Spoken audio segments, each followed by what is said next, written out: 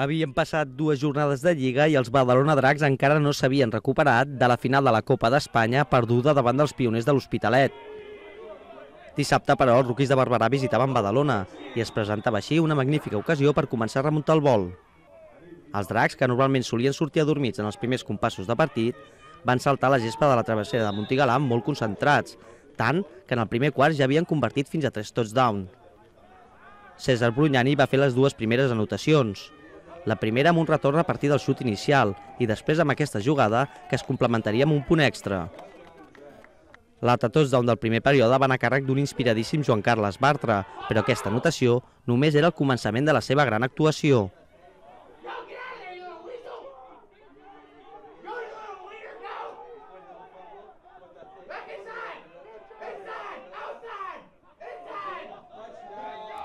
En el segon quart, un altre touchdown de Bartra i també d'Eduard Pujades, que era adornat amb una gran jugada del Francesc Palanca, deixaven el marcador al descans en un clar 34-0.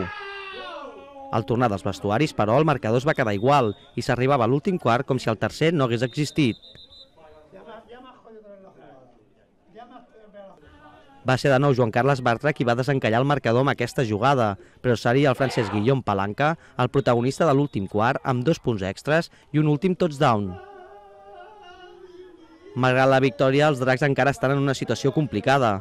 Han de guanyar els següents 2 partits fora de casa per encarar la segona volta del campionat amb possibilitats de classificar-se pels play-off pel títol. Era obligado hoy. La semana que viene también tenemos un partido que tendríamos que ganar, sí, aunque es fuera de casa, es en Valencia, pero sí que es cierto que estos 2 partidos tenemos que ganarlos si queremos optar a entrar en playoff.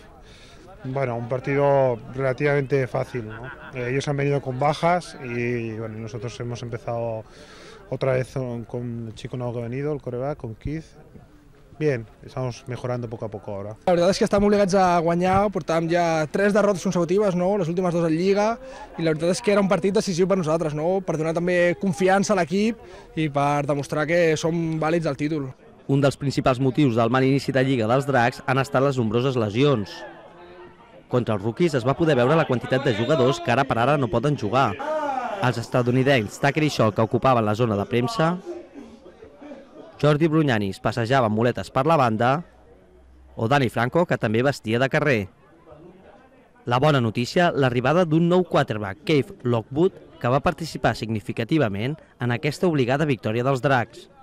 Quizá vino el miércoles, sí, vino además de Los Ángeles, vino con el jet lag, empezó a entrenar el mismo miércoles, entrenó jueves, entrenó viernes, pero bueno, también es un chico que no acaba de salir de la universidad, hace tiempo que no juega. Tiene muchas actitudes, lo cogimos por eso, sí, no viene de una gran universidad, pero jugó en su universidad, jugó mucho tiempo, tuvo muy buenas estadísticas, es un chaval que viene a trabajar y está trabajando, es darle un poquito de tiempo, la verdad es que el primer partido también nos ha ayudado, ¿no? Que ha sido contra un rival un poquito más flojo. Ahora el próximo partido va a dejar un poquito más de ritmo y tendremos otras 2 semanas para preparar el de Osos en Madrid. Eso sí que hay que empezar a marcar diferencias, ¿no? De momento bien, de momento bien. La setmana que ve, els GAP Badalona Dracs visitaran el camp del Sueca Raicers valencià. Posteriorment, la Lliga portarà els badalonins a Madrid per enfrontar-se als Ossos en l'últim partit de la primera volta de la fase regular.